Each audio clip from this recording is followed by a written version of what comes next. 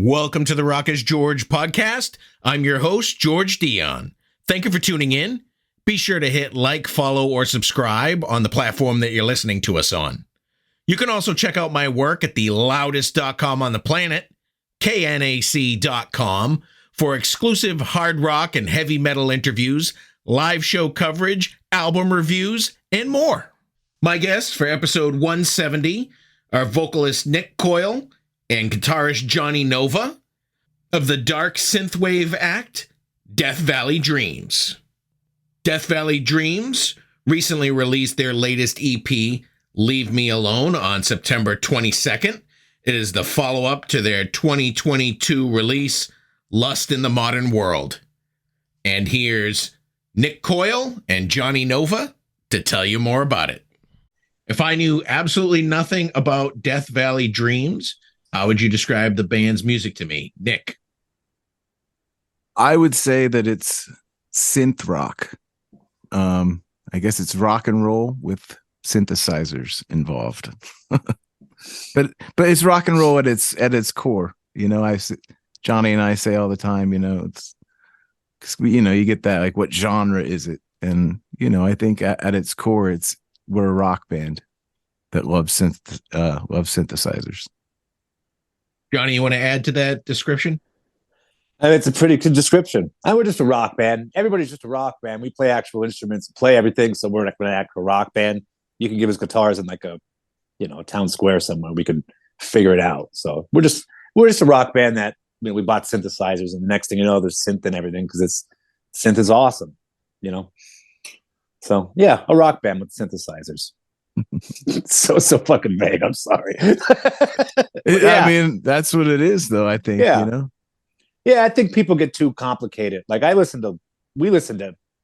You wouldn't believe the shit we listen to. Like we're yacht rock guys. I'm fucking Peter tearing it up on occasion. Steely Dan, big Steely Dan fan. I literally just sent him Joe Jackson.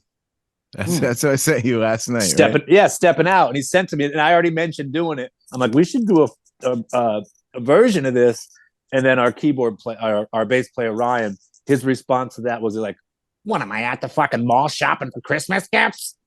I'm like, whatever, dude. But I mean, when he said that, it does have that vibe. It does have that vibe. Yeah, I also got his point. I'm like, well, I mean, yeah, but it's such a great song. I mean, Joe Jackson, what a legend. I could see the yacht rock thing because I was sitting there listening to it. And I'm like, geez, this is like if Neil Diamond did The Cure. Yeah. We're like what does Ryan calls us? Like, hey, we're like the songs looks like a dark Don Henley or something. I don't care. It's that's a compliment. Music is music. I just think we just kind of like let it be. We listen to everything. So it's like one day it's The Cure, the next day, like I said, it could be yacht rock. My local station here is Magic 93. It's a good one. You always get some Steely Dan, some Satara, some Chicago, all that shit. I love it all. Good song's a good song, Well, I know you guys have a history together. You both played in the band Cold, but how did you end up forming Death Valley Dreams?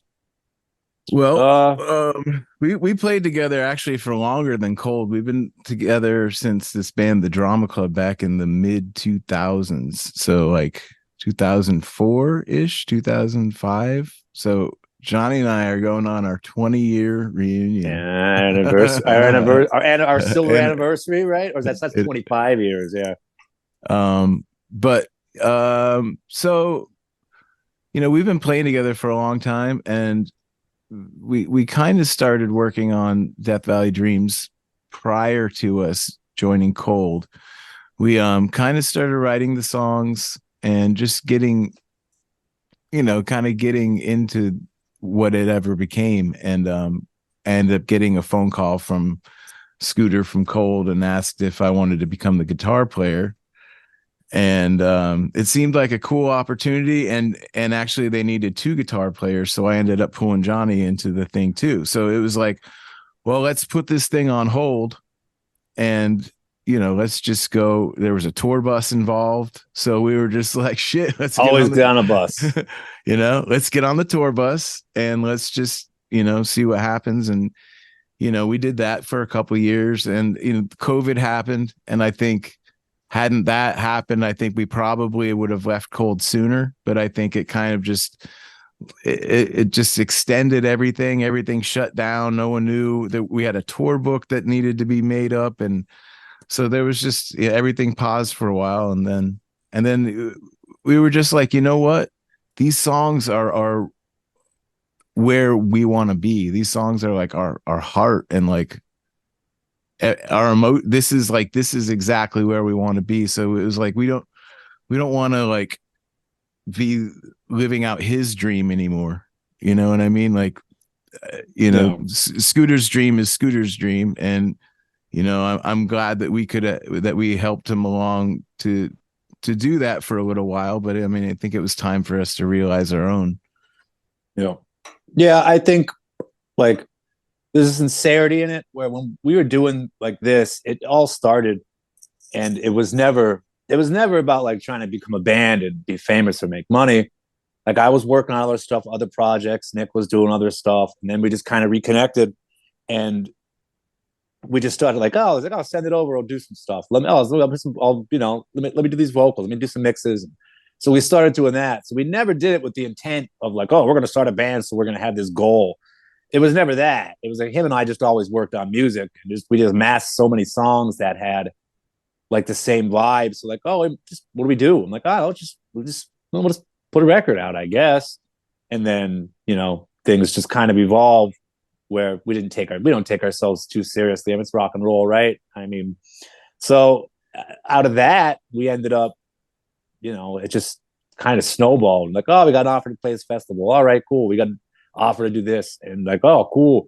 But then now it keeps moving. They played us on BBC One tonight. They put us on rotation. We went into rotation on a BBC One radio in the UK, and like we just found that out like 15 minutes before this thing. So it's like, this shit is like it seems to be working. So, I think the moving on past the Cold thing was the correct thing for us to do, because I mean, we're just following our hearts at the end of the day. You know what I mean? And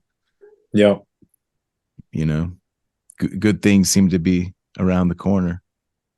So September 22nd, you released your latest EP, Leave Me Alone. This is sort of a collection of a year's worth of singles plus one new song. Are you two the main songwriters of this EP? Yeah. Yes. Yeah. That song, like I tell them a story of that song quick. Sure. The funny part about that song is I went down there to work on down his house to we both like recorded home. We have studios, and I went down his house to work on something else, and we just kind of started like screwing around, and then the next thing you know, we didn't do what we were supposed to do, but we had a whole other song. So, which is funny. Yeah. So we had that song, and then like we had this like high voice in mind. So like initially we had this other manager at the time who also worked with the Struts, and it was initially intended for Luke from the Struts to sing that part. When that fell through, like Brandon from Crowbot and I have been friends for a long time, and it was like, who are we going to get to do the high voice? And like, it was like, there he is. I mean, it was just right there the whole time. Yeah. So like, having him on there, it was awesome. I mean, Brandon totally killed it. And he's, he came down and shot the video with us, and he let me cover him in mud. He possibly for AKA cornfield mud, horse shit. So it's probably it's fertilizer, right? It's probably crap. I don't know. It was dirty. That's all I know. It was wet and dirty. But as far sounds as like a solid Friday. So I mean, those the EP, I guess, like what we're doing is like every new song becomes released as a new EP. Basically, it's like what a lot of bands are kind of doing these days. Like, rather than just release a record all at once, we're putting one song at a time, and then when we have I don't know, 10 to 12 songs. That'll become the record. And then we'll move on to the next one. We have a ton of songs, but we're writing constantly. So it ends up being like, we'll be like, okay, we have all these songs that we were planning on putting out. But like Johnny said, he'll come down to work on the song that we're going to put out next. And we'll just write a whole new song. And that song will be the one that we put out. So like, there's the beauty of us doing everything on our own is that there's no rules. And we, like we record it all on our own, and then I mix it and then master it. And then it doesn't cost us anything. And it's just, we're able to just work that way and just put out music as we create it almost. You have quite theatrical music video for Leave Me Alone. Who came up with the concept for this, Johnny? Well, Nick and I were talking on the phone, and we're just kind of like, because we live, I don't know if he told you, like Northeast PA kind of area. We're pretty rural, and cornfields are readily accessible. But we're both fans of like old horror movies also, and Children of the Corn came up, and it just kind of turned into this thing. And we're just, next thing you know, we're in a cornfield with this guy directing who's yelling at people, and he's very large. We all just listen to whatever he said. And then we got the video. So it's we're stealing Children of the Corn. We're not ashamed of this whatsoever. That was like the Malachi hat. I mean, Gene Shaw, who directed it. I mean, the whole thing was very DIY. We had one camera guy, Chad Bonk. He's an amazing camera guy. We started working with him because he did some of our promo shots, and we had him down at another photo session we did, and he did some like behind the scenes stuff, and we really liked it. So since then, we've been working with him a lot, and it was just basically us, and we had Josh, our manager, flying the drone around. Yeah. And, it was very DIY, but I mean, we just talked about the idea with Gene, and he got what we were talking about. And, we kind of said Children of the Corn meets Ghostbusters. I was like, we wanted to hit this like scene in the middle where like Johnny starts shooting fucking proton rays out of his guitar. And like, so that it takes this weird Ghostbusters term, but at the same time, it takes a weird Good, Bad, and the Ugly vibe. Clint Eastwood there for a second, like just this one little glimmer in Johnny's eye with the hat and the a lot cigar. A lot of classics in there. Yeah. I mean, that's Gene throwing that in there. He's like, dude, I think maybe just for one shot. I mean, we have the classic, Good, Bad, and the Ugly vibe. I mean, so like when we saw that back, we were just like, oh my God, there it is. It's so perfect. So it's I guess an ode to spaghetti westerns and 80s Ghostbusters and Children of the Corn. Yeah. Spaghetti Western, Children of the Corn. There you go. That's how we do it. The real question is, have you seen all the Children of the Corn movies? I believe there's like 10 now. Well, I'll tell you, going for this video, I was looking for all kinds of different scenes, so like I wanted to like do some research on the 10 Children of the Corns. I didn't think there was 10. Didn't know either. Then as digging into it, there was like, holy shit, here's a 7 and here's a Reborn and Revisited and all these. But I did watch parts of them. I kind of just fast forwarded just to the parts where there was corn. Because I was like, I'm really autocorrect's messed up on his thing. He was looking for porn. It just came up corn and like, oh, corns. This is cool too. It's corn. I'll deal with it. But I was just looking for Cornhub. Yeah, I can put it on Cornhub.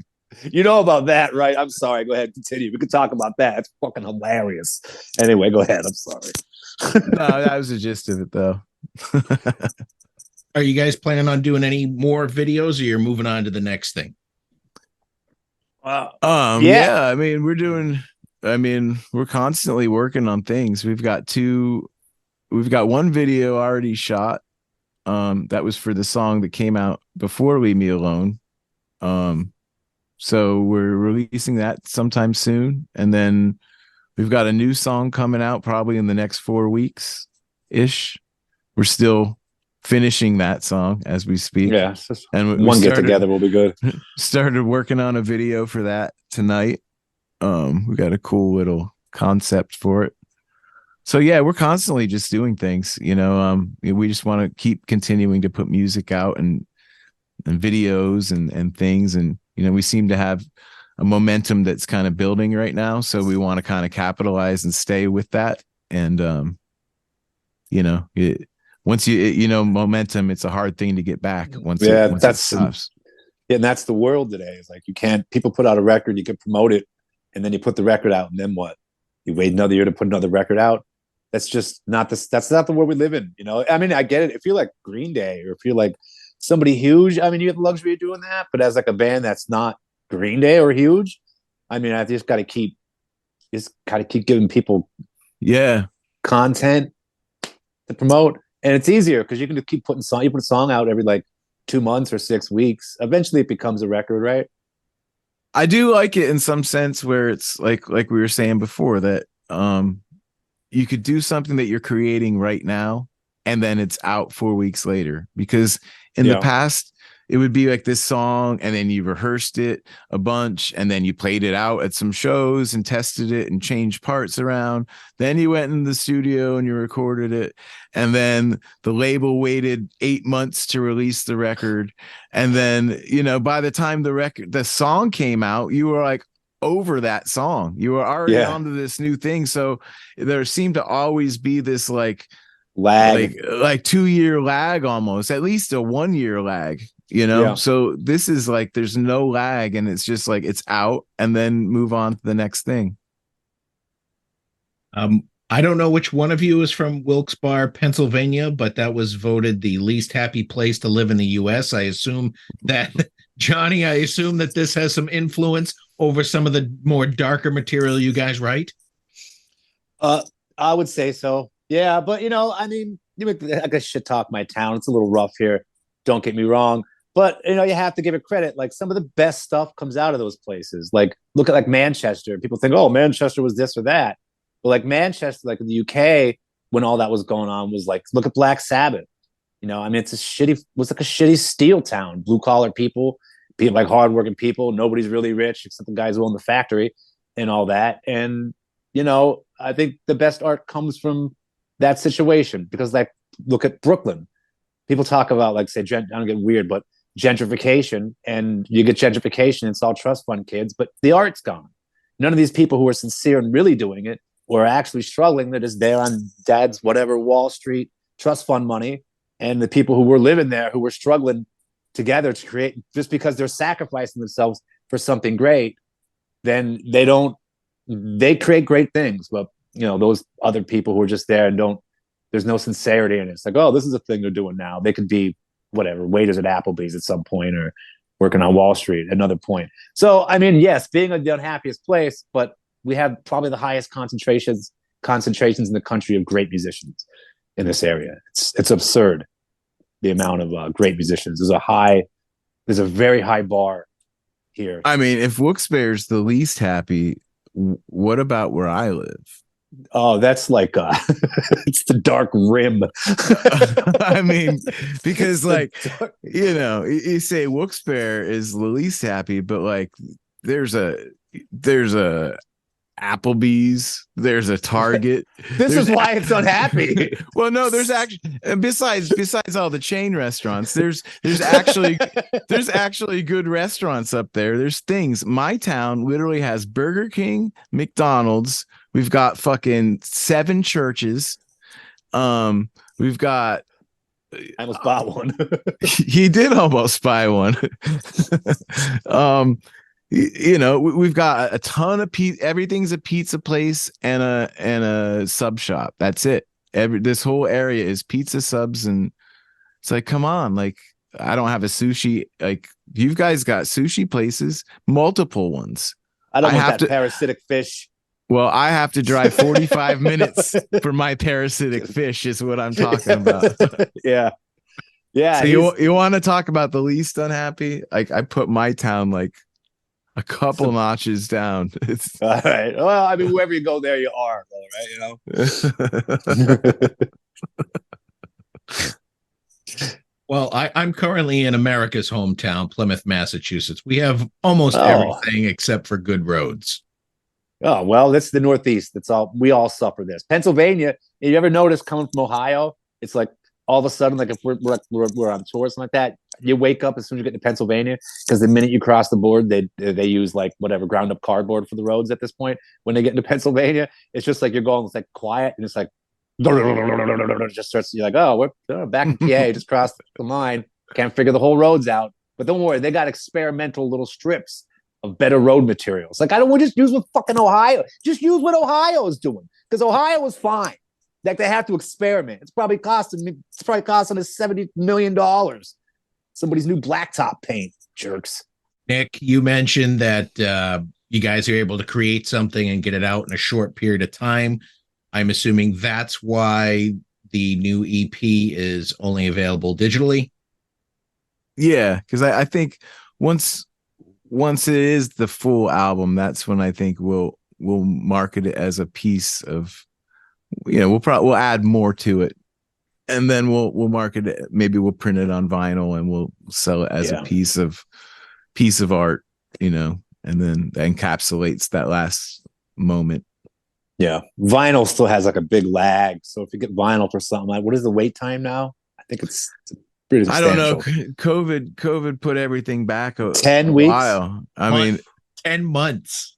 10 months. Jesus, Mother Mary. Yeah, and that's big label artists are waiting that long to get it printed. So it's become tough to do that. There's a resurgence, but at the same time, nobody can get it to sell. So I'm not suggesting, but it sounds like we just all found an opportunity, not a problem.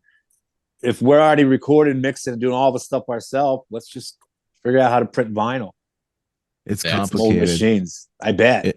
It's not that it's complicated. It's like the machine of it is the lathe. You have to maintain great it. Word. It's very hard to maintain, I believe. It's not just something that you like get and throw in your basement and just do. It's not a CD, but it's not a CD burner. No, it's not a CD burner. Yeah. It's not a boom box that you put the other tape in there. Tubes, hit it. Put some tape over the top, whatever. Yeah, put some top, hit both the record and play at the same time. Hit play on the other one. We used to download before that was downloading before downloading. Yeah. That was also the end of music. Allegedly. Metallica has their own pressing plant, and so does Jack White. So they're going to go to the front of the line, and Taylor Swift automatically goes to the front of the line. Yes. Of course. You guys got a live show coming up December 9th with Another Day Dawns and Look Back Luna at the Ritz Theater and Performing Arts Center in Scranton, Pennsylvania, which I believe our president is from. What can we? No, he's not. That's bullshit, by the way. Bullshit. I'll tell you right now, I'm outing that dude right now. Ain't nobody from Scranton knows Joe. Joe spent 2 weeks here with his grandmother when he was a kid. It's all a lie. He's never worked a regular job. I'm not shit talking the guy. I don't want my credit card to get in trouble because that's who he's representing. But anyway, it's bullshit. It's not true. I've never seen him here. I've been to Applebee's. Well, now your bank has just been shut down. Yeah, that's it. Now goes my bank account. Way to go. Well, anyway, we're actually playing on November 16th as well at Love Drafts in Mechanicsburg near Harrisburg with a cool band from the UK called Empathy Test. Yes. So that should be cool as well. So you guys, as far as material is concerned, you're going to play most of this EP and some selections from your prior album? Our live set right now, because like we've been doing like a half-hour set. We've been doing like those festivals that we did, Aftershock and Louder Than Life. We did, we had only a half-hour set, so we've been doing, it's a little mix, probably like half and half, 2 or 3 of the new songs and 2 or 3 or 4 of the older ones. Johnny, what was Aftershock Fest like? I know these festivals can be quite spectacular or disastrous. I don't want to. I mean, it sounds like I'm like blowing smoke, but the Danny Wimmer people who does like the Danny Wimmer Presents, who does those festivals, it's unbelievable. It's so like the staff. I've never been to like a function that was ran so well. Like everything is just run so well. All the employees and the staff are like working, doing their thing, but with a smile on their face. Everyone is pleasant.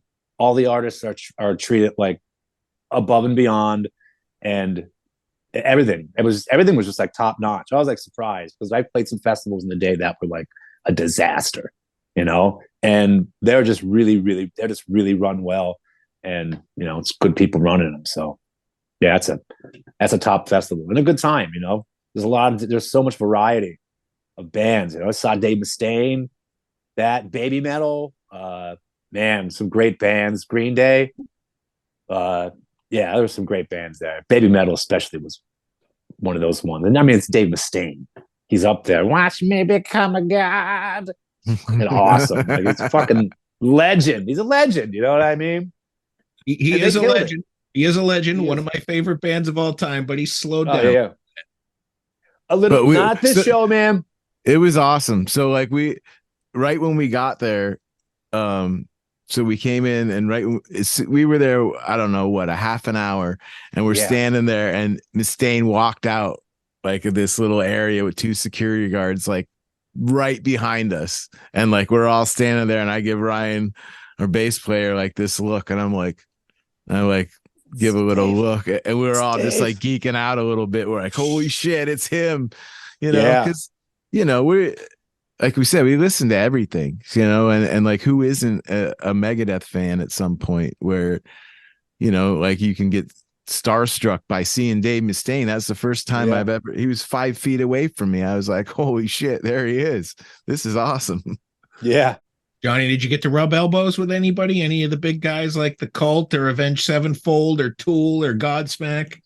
Yeah. I, backstage near catering, I was standing at our manager, Josh Balls, and I was sitting there talking to a gentleman and his wife, and they seemed very nice. Talked to him for like 10 minutes. It was bullshit and whatever. And I didn't realize it until he walked away. I looked at Balls. I went, because he's like, oh, it's nice, nice meeting. Oh, yeah, man, cool talking. We are cool. Catch you later, man. You guys have a good day. I had no idea, right? But then like something clicked in my head as like when I said goodbye and he walked away. I was like, wait a second. I looked at Balls. I'm like, dude, is that Wes Borland? He's like, yeah, it's Wes. I'm like, because he said it's Wes. Never connected. You used to see him with the makeup on and stuff. You know what I mean? And I talked to him for a few minutes. Matty Mullins from Memphis Mayfire, who's become a friend of ours, one of the nicest guys you could possibly ever meet. We met a lot of great, nice people. It was a great festival. Great festival. You connected with an old friend, Matt Pinfield, who used to do like, he's Matt Pinfield. He's done a million things, but we've known him a long time, and it was good to reconnect with him. We met Daniel Carter from over at BBC Radio. Had a great time with him hanging. So it was, our set was a small portion of the day, but like we were there for like 2 days each time to, just really hang out and take the whole thing in and meet some people. Free shrimp tacos also. There's free shrimp taco and those amazing hot dogs they had back there. I don't even know if those things were like smoked with like the wood of that crucified Jesus on. Those were delicious. It's unbelievable. Good hot dog.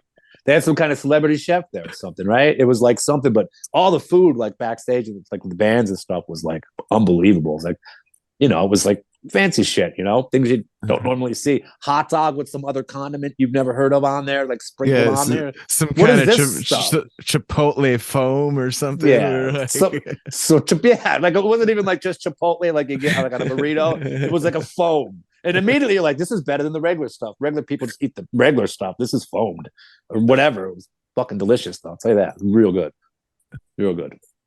So what are your live show plans going forward? Are you going to do shows locally in Pennsylvania and then kind of break away and do these festivals, or do you have like some type of touring planned?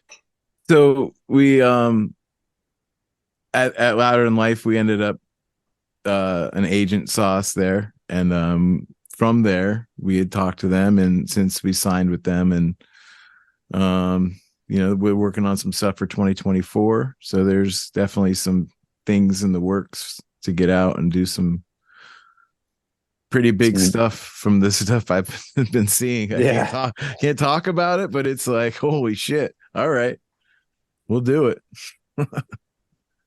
You mentioned before kind of breaking away from the band environment. So you had like, your dream and more control, but are you finding out that it's might be a lot more work than you thought it might have been jumping into it? No, I think that the funny part of it is it's kind of what we've always done anyway. Like, so even if like none of the things that are going on around what we're doing, we would still be doing it anyway. The only difference this time is we just brought somebody in who cared about the other, who like believed in us, which is the most important thing, is to get somebody. There's nothing more powerful than someone believing in you and believing what you're doing. But we would just be doing it anyway. We got somebody in who believed in it and wanted to do stuff. We're like, yeah, cool, do stuff, whatever. And we just keep doing what we're doing. And then all these things happen. We're like, wow, we're doing stuff. We're not focused on, as a band, we don't really focus on any of the, the stuff that you should have a management and stuff do. We're musicians. We can't really efficiently work at like 7-Eleven. Like we're disabled people, differently abled people. You know what I mean? It's just we're different. We're different kind of people, I think. They used to call it the R word. Yeah. That's what we are. Yeah. I think you're safe if you say we used to call it this. Yeah, I think that's how it goes, right? Yeah, I like that. It's like a pass. The free pass. Back in the day, I would have called you. You got to watch how far you go back in the day, though. You don't want to go too far back in the day. You know what I mean? An unhonorable woman. I'm gonna yell that next time I'm driving by. I just see a lady on the street. I'm just gonna yell, "You're an unhonorable woman." So I listened to the album you put out last year too, "Lust in the Modern World." A fantastic album. I like the songs "Words Like Fire," "The Love," "Solitary Man," "Lust in the Modern World." Little more, I thought, a little more new wave, not as dark as what you're currently doing now. Is that just an evolution, or you're like, you did some dark stuff there? Was it more like we want to focus on that? I mean, we definitely have some more dark stuff coming. Yeah. But then, I mean, I don't know. There's no rules to what we do. So like, we have parts to some of these new things where we're like, that sounds like Huey Lewis in the News or something. Yeah, that new one. Yeah. And we're just like, I don't know. That's kind of cool. Like, so. Yeah. So what? I like Huey. Yeah. Like, I think some bands might like run away from that kind of thing, but like, we just run right into it. Yeah, we like creating shit. We're like, oh man, it needs a horn part in there that's like doo doo doo doo doo doo, and we throw it in there. Like there's no rules to that thing where like, we got to be a guitar band, or we have to be this, or we have to be that, or we have to follow a format so we get in this station or whatever. I think we just don't care about. We just do what we do. We do what we do. If people like it, honestly, amazing. Yeah. But it's like seeing out the song though, for the good of the song. Like I think sometimes, like we just let the song kind of speak to where it should go instead of trying to steer it into a way that other people might think it should go. If that makes any sense. It does. And I like the incorporation of saxophone in some of your music. You don't hear a lot of that today. It's a very 80s thing, and it works. Yeah. That's it. I mean, who doesn't like a saxophone? I mean, you hear it, it's like we kind of approach it in like I think our approach of it a lot. I mean, it has that 80s thing, but I think our like foundation of the approach on that is like that, like the 50s kind of like, you know what I mean? Doo-wop. That wouldn't be doo-wop. Like that saxophone vibe is. Let's not forget that, because that was what? Hold on, it's Benny Hill. What are you doing? We're on BBC. This guy's eating fucking beans on toast already. What are you doing? It's just fucking beans on toast over here. I've never had that. That's probably pretty good though. So Death Valley Dreams have their own coffee collaboration with DEADSLED Coffee. I'm assuming you know these guys, or maybe you don't. Yeah, friends of our management. So yeah, we got approached to see if we would like to do one, and they sent a list of all these flavors, and we were like, okay, let's just pick every chocolate flavor that they had. And we just that's our flavor profile is every chocolate. Anything if it said chocolate, it went in there. And then we called it Death by Chocolate. Yeah. So I'm not like I don't really drink coffee. So like my thought on it was like I really like hot chocolate though. But then just make it taste as much kind of like hot chocolate, but it doesn't. It tastes like an interesting dark coffee, which I actually drank a cup of it. Got me a little wired, but yeah, you guys don't want to see Johnny on coffee. No, caffeine and sugar's fine. Well, now with these thousands of microbreweries, you guys got to do a collab with one of them. Oh, hey, I would love to.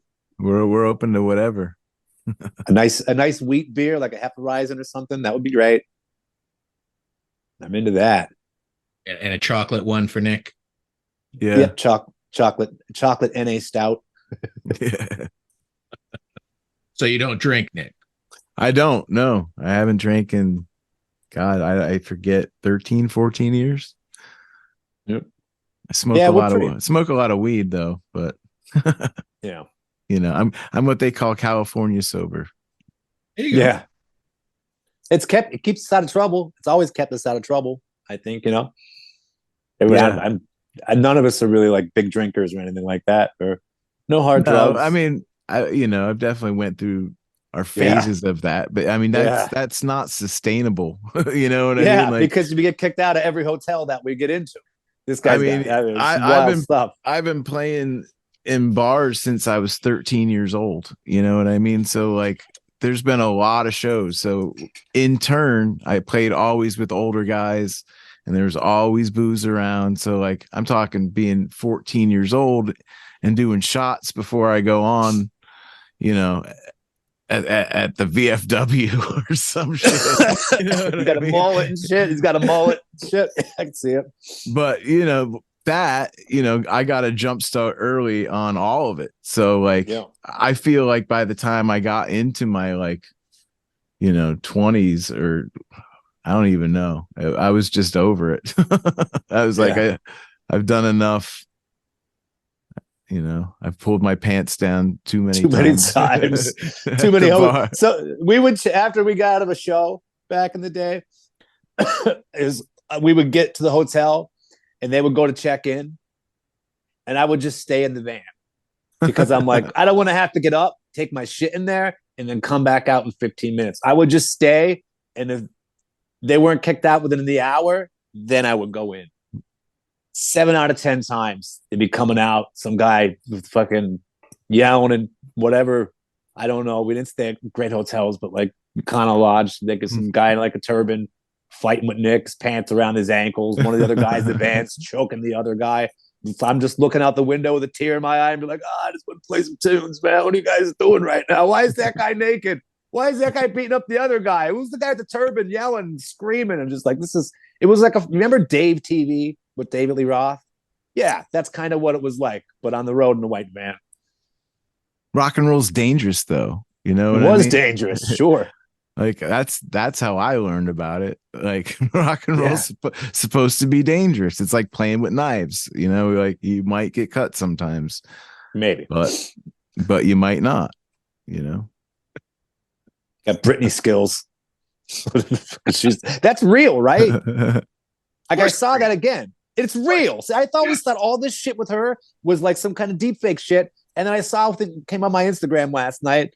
Don't know how I'm wandering into this algorithm because I just don't pay attention. I'm doing other things. And I stay on one too long. The next thing you know, it's all Asian street food. I don't like Asian street food, but Instagram thinks I love it. But I saw it, and when I watched the knife one, I'm like, I think this is real. I think last night was the night. I'm like, this is fucking real. She split the lid. I love it. Good for her. God bless. See the one where she had a bandaged up finger? No, see, I'm going to have to get right on her page. I just discovered that it was real last night. Like I said, I thought it was all bullshit. But I don't know. I don't know anything about what you guys are talking about. So all right, there's some crazy shit with her, like Britney Spears doing like some wild shit. Like she's got knives and she's dancing with knives and shit. I thought it was always fake, and people are like she's crazy and all these memes and shit are happening. But then I always thought it was fake. Comes to find out, that's all real. She's doing some crazy shit, jumping around in her underwear, swinging knives around. I've seen those. I haven't seen her swinging any knives. She's fucking. I'll have to dig a little deeper. I'm just so we can put it out there right now. I like what she's doing now. She's looking a little fucking dangerous, and it's more rock and roll than anything anybody in actual rock and roll is doing in their sweatpants and their workout routines. Britney Spears is fucking rock and roll. You look at that and you go, this is a little crazy. I go, she needs a rock record right now. Let's do it. Britney, give us a call. Let's do this. We're going to produce a rock record for her. I think it'd be fucking killer. She's ready. She's right for it right now. And that just proves rock is dangerous, as Nick said. Correct. Exactly. Yes. Nick, do you work on any other music projects besides Death Valley Dreams? Yeah. I mean, I've been mixing a lot for other bands. I've been doing some mixing. I recently did a band called Suicide Puppets. I've been working with this band called Nailbite, mixing some of their stuff. I mastered a Luther Vandross record. True story. Two of them, the two first Luther Vandross records. Like I'm falling into this weird world like of audio engineering, but it's getting me some strange opportunities. I did a mastered a Leon Russell tribute record that had Pixies on it. Yeah. The Pixies and like Nathaniel Raycliffe and the Night Sweats and Bootsy Collins was on it. That mix was bonkers. Yeah, so it was. I've been getting into stuff like that. I do some stuff for a company called Telepictures who does like music on TV, like Cartoon Network. I've had some stuff on like Teen Titans Go and Unikitty and some different Cartoon Network shows. The Ellen DeGeneres show. I've done some music for. I've been on like 150 episodes of Extra or something. Yeah. he's known. If you ever watch one of those shows and someone's creeping in some bushes and shit's about to happen, good chance he's the guy making that stuff. That's him creeping in those bushes. That ominous Crime Watch Daily. There's that was the one I'm thinking. Yeah. So like here's the story is like so a nurse murdered all the babies in the hospital. Sim sound.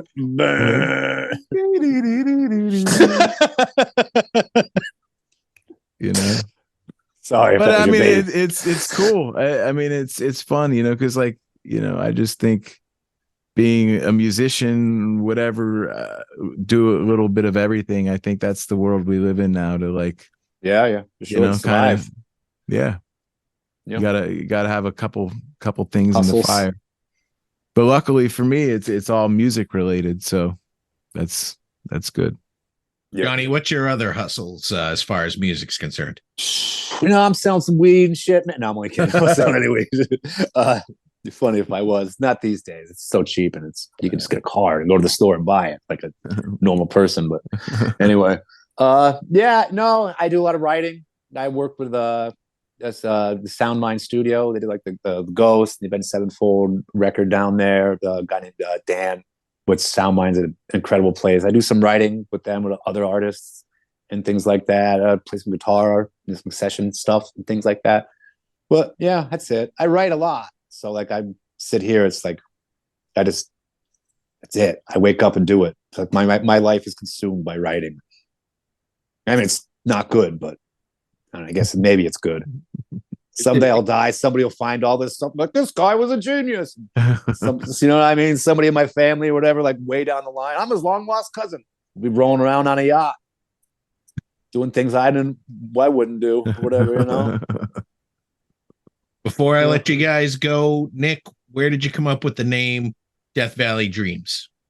That's a Johnny question. So I was going to the desert. There's an Indian. Oh wait, that's the Doors story. Never mind. Hold on.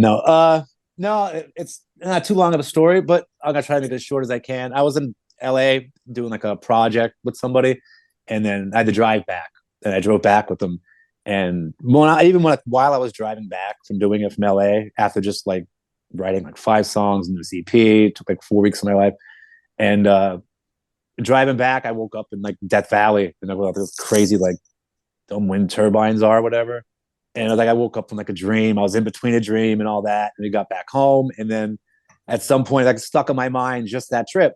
And then it's kind of representative of our valley. It's one of the most unhappy places that there is, supposedly. And then, yeah, I mean, it just came kind of out of that. And then I saw a thing I typed it to see if there was a band name that was already Death Valley Dreams. And there wasn't. But the first thing that came up was Death Valley Days, which I don't know if you know what that is. Like, this kind of goes into our corn vibe. It's a Western that Ronald Reagan was in like, I don't know, the 50s or the 40s. But I liked the font, like, of like the show. Like, it was like a weird kind of old print, typewriter sort of print, but a little Westerny still. And I liked the font, and I liked the DVD. So Death Valley Days, it just could have just as easily been Death Valley Days, but then, you know, that's probably not good because they'll Google it and get the movie or the Western, and so then ended up being Dreams. Yeah. Was that Reagan movie involved any orangutans or anything? I missed that one. No, Bonzo, whatever. Bonzo goes to Bitburg, goes out for a cup of tea. As I watched it on TV, somehow it really bothered me. The Ramones, that's a great fucking, one of my favorite Ramones songs, by the way. Brilliant. Joey Ramone's he's a brilliant dude. No, it was I believe it was like a TV series or something. It was a TV series. I don't remember who else was on it, but I remember seeing that like Reagan was on it because, you know, he was acting before he was, you know, doing the president thing or whatever. And I remember, yeah, it was like, it's a Ronald Reagan Western. Never watched. I've watched a lot of Gunsmoke, my grandfather, when I was a kid, but I've never really, I've only seen like 1 or 2 episodes. It was kind of like Bonanza to me, but not as good because it didn't have Haas and all those guys, you know what I mean? It was the character dynamic. But maybe I have to get in there. Maybe I should get in and just watch the whole series. You know, I've seen all the Bonanzas and all that shit. My grandfather was big into Westerns when I was a kid. He used to make me watch them. And then talk about my childhood. And the day before was on Saturdays. So my grandfather was on Sundays watching Westerns. But the day before, I'd wake up and watch cartoons. But right at 11 o'clock, Soul Train would come on. And my father would just take over and make me watch Soul Train. Which now I'm looking back, I'm grateful. But, you know, that when that He-Man, when Orko had like his own show or something like that, one of them like a spinoff, maybe it was Thundercats. I don't remember. It's all the same weird, you know, thing there. But yeah, so I don't know how the fuck I got here. I apologize. But yeah. Yeah, so Soul Train Saturdays and Westerns on Sundays. Recommend it for everyone. Well, those are all the questions I have for you guys. The new Death Valley Dreams EP is Leave Me Alone. It's out now. I want to thank both of you for coming on the podcast to tell me more about it, more about your band, and more about yourselves. Cool. Well, thank you. Yeah, we appreciate it. Yeah. Once again, I want to thank Nick Coyle and Johnny Nova of Death Valley Dreams for coming on the Rock is George podcast. Be sure to check out their latest EP, Leave Me Alone, out now. Head over to your favorite music streaming platform, take a listen to the EP. If you like what you hear, buy a physical copy, support the artist. For all things Death Valley Dreams, head over to their official Facebook page /Death Valley Dreams. I also want to thank Olivia Peranich of Whoa That's Fresh Marketing and Publicity for making this interview possible. You've been great. I've been George Dionne. Discover your next favorite artist on the Rock is George podcast.